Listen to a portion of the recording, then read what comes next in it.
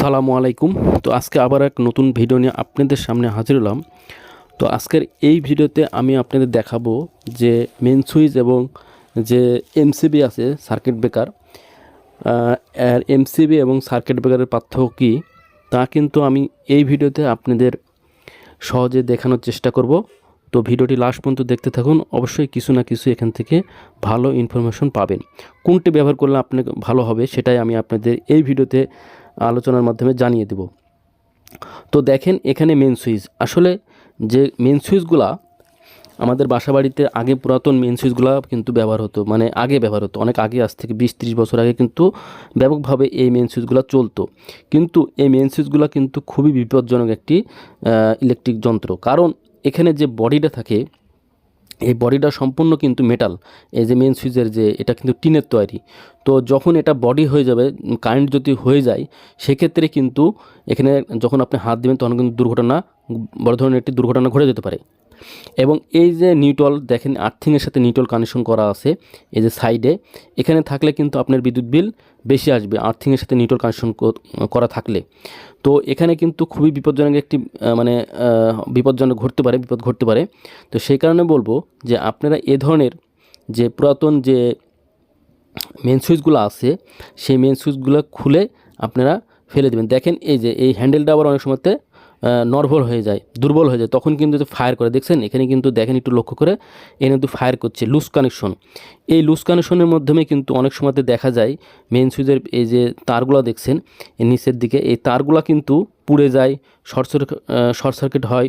হ্যাঁ, এই যে তারপরে যখন শর্ট সার্কিট হবে, যখন এই কাট আউটগুলো আবার দেখেন এখানে দেখাচ্ছি, এই কাট আউটগুলো কিন্তু এইখান থেকে এই যে দেখেন এখানে কিন্তু মোটা কাটআউট লাগা আছে, কারণ এখানে আমাদের এমসিবি লাগানো আছে এই কারণে। তো অনেক সময়তে কিন্তু পাতলা যে কাটআউটটা আছে সেই কাটআউটটা অনেকে কিন্তু পরাতে পারে না। তো সেই কারণে বলছি, এটা যদি মেন সুইচটা আপনার বাড়িতে থেকে থাকে পুরাতন, অবশ্যই খুলে ডবল পুলের বা সিঙ্গেল পুলের এমসিবি আপনি লোডের উপর ভিত্তি করে আপনি লাগাবেন, তাহলে আপনি নিরাপদ থাকবেন এবং আপনার জিনিসটাও, আপনার যে যন্ত্রপাতিগুলো ইলেকট্রিক পণ্যগুলো কিন্তু ভালো থাকবে।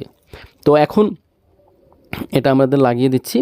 তো এই মেন সুইচটা কিন্তু আসলেই আমি আপনাদের বোঝালাম যে মেন সুইচটা কিন্তু আসলে একটি বিপজ্জনক একটি মানে ইলেকট্রিক পণ্য।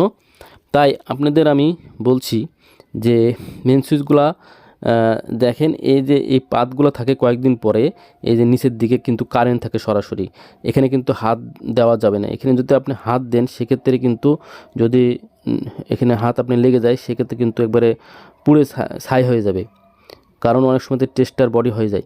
তো যাই হোক, এটা কিন্তু বিপজ্জনক। এখান থেকে আপনারা অবশ্যই খুলে অন্য এই যে আপনাদের দেখালাম এতক্ষণে এই যে ডবল পোলের এমসিবি।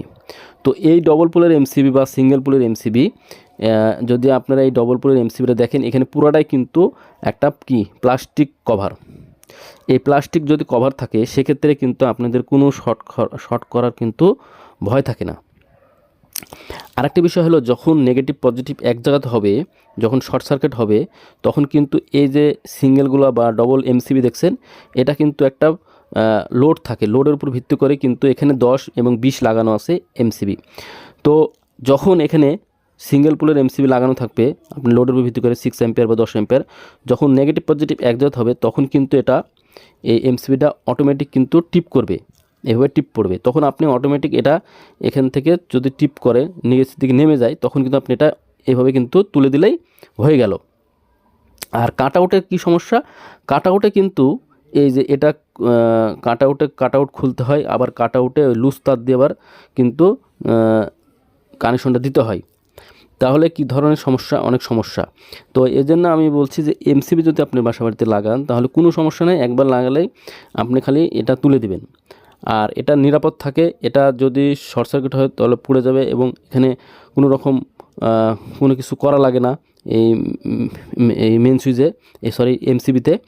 তাই আমি বলবো এমসিবিটা আপনার জন্য খুবই একটি ভালো ইলেকট্রিক পণ্য। এখান থেকে আপনি নিরাপদ থাকবেন এবং আপনার যে ইলেকট্রিক যন্ত্রপাতিগুলো আছে সেগুলো কিন্তু নিরাপদ থাকবে। তো ভিডিওটি যদি ভালো লাগে অবশ্যই লাইক দেবেন, আর চ্যানেলে নতুন সাবস্ক্রাইব করে পাশে থাকবেন।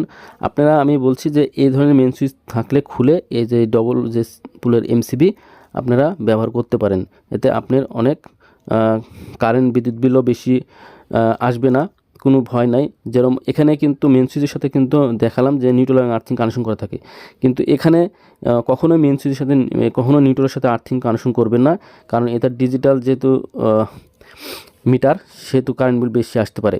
তাই আপনাদের এমসিবিটা যদি লাগান সবথেকে নিরাপদ থাকবেন, তাহলে আপনাদের কোনো রকম কোনো সমস্যা বা বিপদ হবে না।